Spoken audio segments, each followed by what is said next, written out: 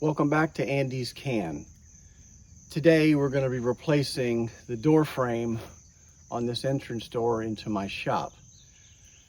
I built my shop in about 2001, and since that time the frame has taken a lot of water at the bottom, soaked it up and rotted, so it needs to be replaced. Without further explanation, let's see what this takes. Here we are on the inside. And now at the bottom, the threshold is partially missing. Both jambs are rotted at the bottom. Now with the area cleaned up and the aluminum trim right here removed, you can see the extent of the damage. That's beyond repair. So I'm going to replace the entire jamb legs, the entire door frame and threshold with a kit from one of the big box stores. The threshold doesn't come with the kit. It's just a separate aluminum threshold, but I actually prefer that. That way I can put it in at the height I need to accommodate the door. The materials that I bought for this project consist of the composite door jamb kit here, the brick mold, which I purchased vinyl brick mold, so this will never rot or need painting, or covered in aluminum trim for that matter, and the threshold itself. Again, these are not matched components. This is just what the big box store had. This threshold does have regular wood on the bottom. Why? I have no idea. This piece right here should absolutely be vinyl, or at the very least treated lumber. So I'll be disassembling this and priming and painting it before I install it. And this sweep unit right here, although adjustable, I don't plan on adjusting it up at all. I plan on having it as far down as it can go, is also wood. This should either be a treated wood, I know it's oak, but it still will rot, or a solid vinyl piece, or at the very least, it should be metal with a thermal break between the threshold and between the sweep and the threshold itself. To begin with, and certainly before we remove the existing frame, we want to get some key measurements. That way when we build the new frame, the door will not only fit in the frame, but it'll be the appropriate height from the floor so that the existing door sweep will rub up against the sweep on the threshold. For this project, and the way I do it, is to get the measurement of the top of the top hinge to the inside top of the jamb header, and then the height of the hinge from the floor. That way the door will be positioned at the right height as it was before. Now we may have to adjust that height depending on the threshold thickness and also the trim on the outside. This is a computer aided drawing. But anyway, here's the top hinge right here, and here's the measurement from the top hinge to the inside measurement of the top jamb or jamb header. And here's the measurement from the top of the top hinge to the floor. And another measurement I took is from the top of the existing jamb header to the floor. So you notice I don't have the other three hinges here measured or anything. I really don't need to. The door itself is going to dictate the position of these three hinges, and I'm going to use the door itself. After I cut this hinge out, I'm going to lay the door onto the jamb and use the door to position the three hinges in. Before I go any further, I want to give a little bit of reasoning behind why I'm doing individual jamb legs and building my own frame. So first of all, I'm retired and I have a lot of spare time. Time for projects that I love doing. It makes sense for me to take the time to build a new frame because that's the kind of thing I love doing. But also the cost. These materials right here cost me a little under $150, including the caulk that I'm going to use for the job too. So compared to $500 and not getting a door that has composite jambs or brick mold, I'm saving, around $350 right off the top by building it myself. Yes, it's going to take longer, but for me, that time is fine. I know a lot of people say time is money, but for me, my time is not costing me any money. Buying a new door unit costs money. That affects my bank account directly. Building the individual pieces into a frame is fun. It's a challenge, so that's why I do it. Now with the Jam Kit unpackaged, we can take a look at the pieces. Comes with the header, which is universal, and this door is set up from the get-go for a 3.0 36-inch door. May have to trim this depending on the exact width of my door. From there are two jam legs, and they are universal. There are no hinge cuts, and that's good because most hinges would be in a different location. And this way it can be installed on a left or right hinge door because there is also no strike board for the door. And I'm not unboxing the threshold yet because I want to make sure this threshold is going to work for this kit, and I can easily just hold it up to the jam legs once they're together to make sure that it's going to work. Before you start cutting or mortising hinges, you want to absolutely make sure that you've got the right leg or jam leg for the correct side. So I've separated the two, and due to the incline of this cut, in other words, water to be shed away this way toward the outside, and the slope of the threshold, this is going to be my hinge side. This is a, let me think, this is a right hinged door. So the hinges will be on this side and the door swings out this way. With the correct side picked out, I'm going to bring the door in, align it with the jam, and start fitting the hinges for mortising. I'm also going to remove this weather stripping to make sure that it's not in the way as I mortise the hinges. So with a putty knife, I'm just going to carefully go in between the gap of the jam leg and the weather stripping and just gently pry this out. Now, this weather stripping is made with a Christmas tree type edge that pushes into a groove on the jam. I'll give you a profile to see what that looks like.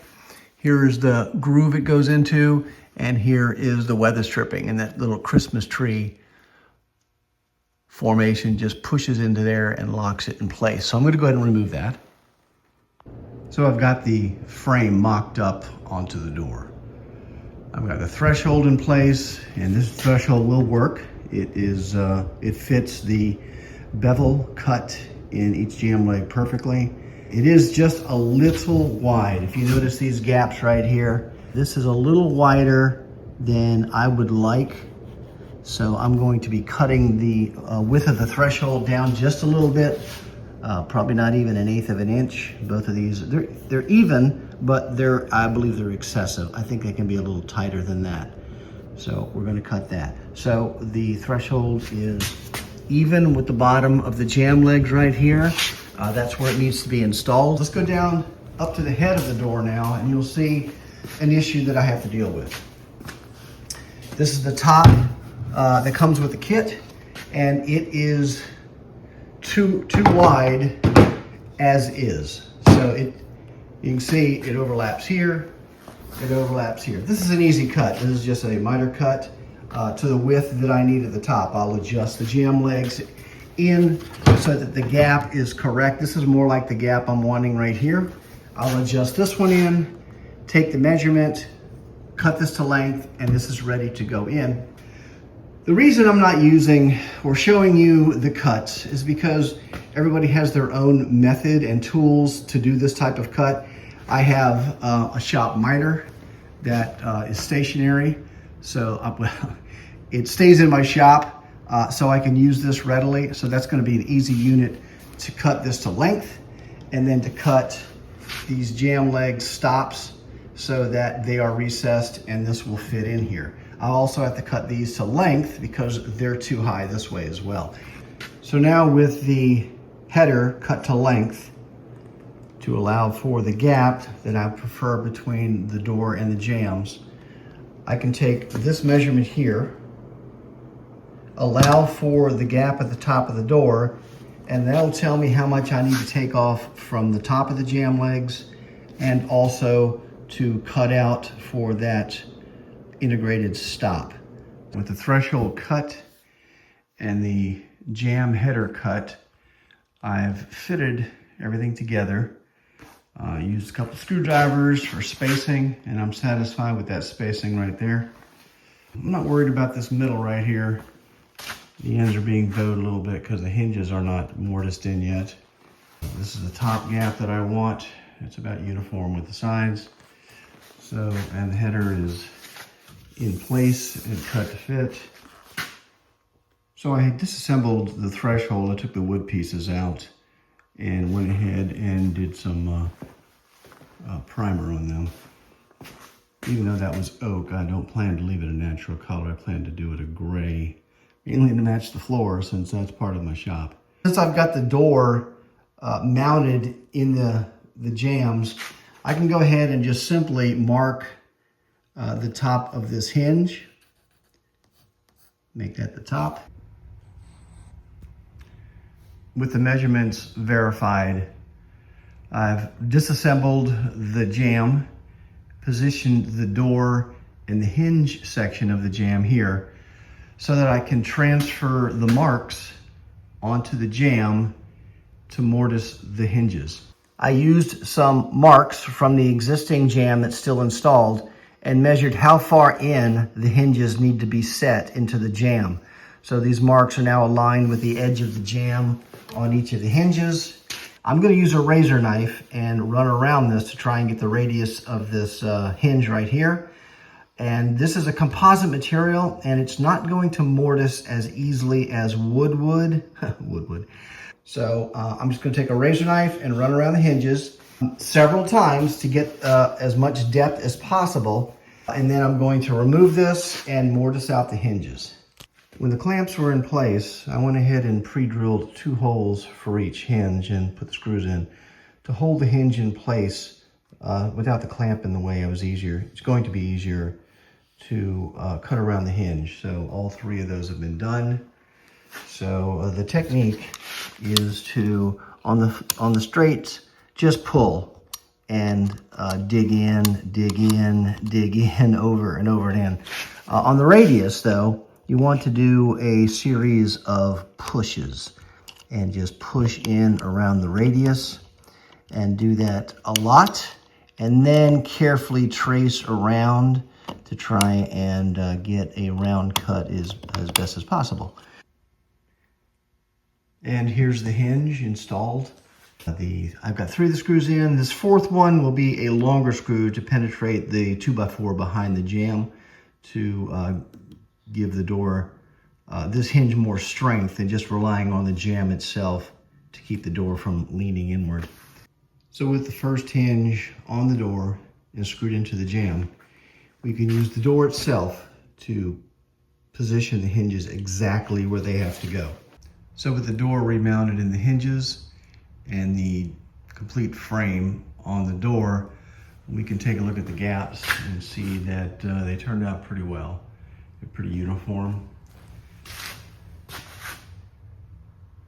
looking pretty good. And across the top as well. So in order to install the jamb header to the jamb legs, I'm going to use some 2-inch screws to come in here from the side. So I'll be drilling holes on the side, on each side. And before I put them back together, I will apply a bead of latex caulk in here just to seal it up. With the clamp on the jambs to hold the header in place and caulk applied, I just simply took a screwdriver and pried this jamb header the correct position, took a hammer to tap it up or down so this is now level or flush, and these are even.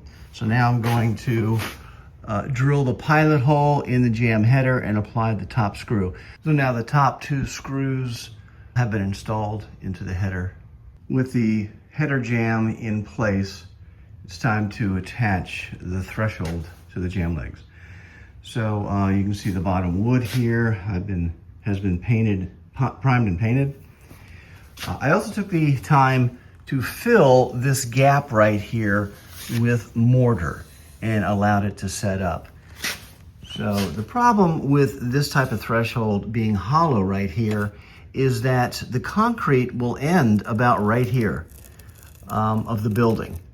And this will have no support right here or any means to seal it when I set the door in the opening.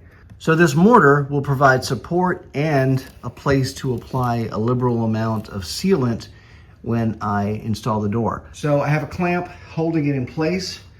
All I need to do is correctly position it. That means the threshold inner edge needs to be flush with the jamb leg on both sides, and the threshold pushed up to meet the bevel cut on the inside of the jamb leg.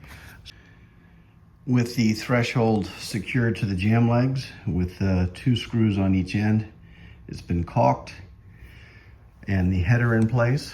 The jamb assembly is now complete on the door and almost ready to be installed. Before I pick this up and move it to the doorway, the door has to be squared into the jamb assembly and held in place. Best way to square it is to come up to the top and look at your line and make sure it's even all the way across the top. In order to secure the door in the jamb assembly and keep it square, the easiest thing to do is to put a screw through the jamb into the door. It's a metal door, but the edge of the door is wood, and the screw through here will keep the door from moving up or down in the jamb assembly, making sure it stays square as it's installed. Just before I fasten this jamb, I'll pull it out slightly and take that screw out. This screw is normally in most newer door assemblies to keep the door square in the jamb assembly. So adding this is pretty much what they do when it's new out of the factory. The screw holding the door square in the jamb assembly is now installed. With the storm door removed from the opening, I can proceed to get the jamb out of here. Aluminum flashing has been caulked to my J-channel. So I need to take a razor knife and cut this caulking all the way around, which will free the brick mold from the J-channel and allow me just to pry this whole unit out. With the caulking cut on the J-channel outside, it's time to remove the jamb from the doorway. So what I'm going to do is take just a thin piece of metal and run it down the gap between the jamb leg and the stud behind it and see if I hit any nails. I don't seem to be hitting anything. I believe that's just my, nope, all the way down, all the way down. There is nothing holding it on the inside. So I started at the top and simply drove my pry bar between the brick mold and the jamb, drove it in with a hammer, and then just pried it down and they separated. And I just continue this all the way down. So the jamb leg is completely out now. The brick mold is still attached to the stud behind it. I've done this up here as well. And I'm in the progress of continuing it down this side. The old jamb assembly has now been removed from the doorway. Oh, a little damage occurred while I was taking it out. That's gonna leave a mark. So now to continue, I just need to pry the brick mold off the stud in the doorway. Now with the doorway cleared of the old jamb assembly and threshold, we can go back in and further prep the door to bring out to test fit. When you buy a door ready to install, typically it has the brick mold installed on the outside, and this serves two purposes. First of all, it has a brick mold installed, so you don't have to install it. But also important is it provides you a flange to mount the door into the framing, so that when you install the door and push it up against the outside wall, this brick mold will stop it from going too far into the doorway. I've got some brick mold pieces here from the jamb that I removed, And I've measured the setback here. You can see the measurement. So the brick mold's going to go about here. So I'm going to tack on, I think I've got 6 pieces, and then we're going to walk the door over and set it in the doorway to see the fit. So the flanges are in place now, and on the upper ones, I went ahead and drilled a couple of holes, one on each side, to allow me to screw the flange to the framing behind the door. That'll hold the door in place as I get shims and fasten the jamb to the framing, to the door framing. So this was just a dry fit without any caulk in place. So what I'll be doing now is pulling the door back out, and I will be really caulking the heck out of that bottom. I'm going to use an oil-based clear. I think it's called Lexan. There's the caulk installed. The product is called Lexel, not Lexan. So right now I just have 2 screws in the top hinge that are going through the jamb and into the 2x4 behind the door jamb, part of the framing. And you can see right now that the door is operating very nicely. It's got a nice gap up here. It's not hitting. The rubber threshold is rubbing, but not binding. There are long screws on each hinge into the 2x4 behind the jamb. That'll hold the jamb side and the hinges up. That'll fully support the door from ever sagging. So I've got the weather stripping back in here. That's all set up. Threshold is in exactly where it needs to be.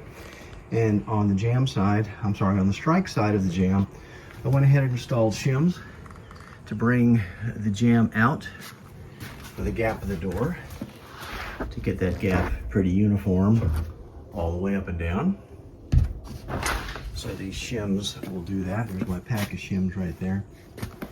So there's a nail holding that, and that nail is snuck in behind the weather stripping, so you won't be able to see it once it's finished. These shims have caulk on them, so they will not slip out of place. There's the other nail right there, and it is hidden behind the jamb, behind the weather stripping. So I'll take my multi-tool and cut these off after they dry. So all I'm going to do is get the strike on so the door will close. I've gone ahead and reinstalled the doorknob and the latch for the doorknob set. I need this in place to tell me where to mount the strike plate on the jamb. So what I'm going to do is put it up against it, and I'm simply going to mark the center of that latch right there. Okay, so that is now marked. When you close the door, let's see, it goes like this. That strike needs to be right there. Okay, up against the flat part. It depresses that security feature, and it rests right up against the flat part of the latch. And so this measurement from here to here is the measurement that I need to locate this flat right here on the jamb itself. And we went with 5/8 of an inch. Let me show how that's going to work. So with it centered, the strike is going to be, this is opposite the way it's going to go, I realize that. So this is centered on my mark, see, right there. And now that measurement right here to the edge, right here, right here, to the edge of the door has to be 5/8 of an inch. So let me go ahead and make that mark. So with that measurement of 5/8 of an inch, I can now locate the position of the strike on the jamb. Now I'm going to turn it backwards the way it normally goes, so I can actually trace out to where it's got to be mounted. So this little tang right here that we identified before has to be up against that 5/8 inch line, and it needs to be centered on the mark that we put on the outside of the jamb leg. So with the whole board and the 2 smaller holes for the screws drilled, the plate can go up, and I can use a razor knife to score around it to get a closer cut.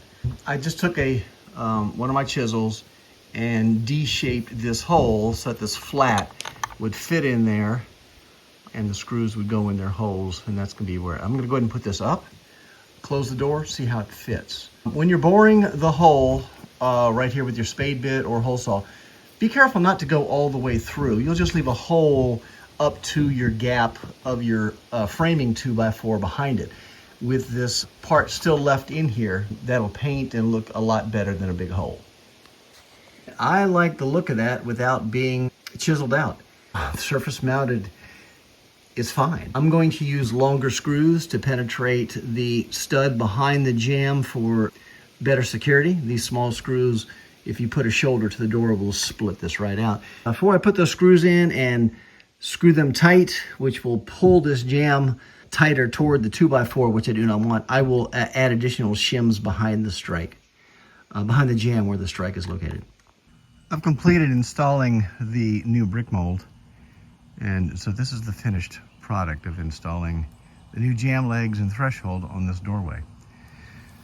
So I will install a new storm door probably tomorrow or the next day.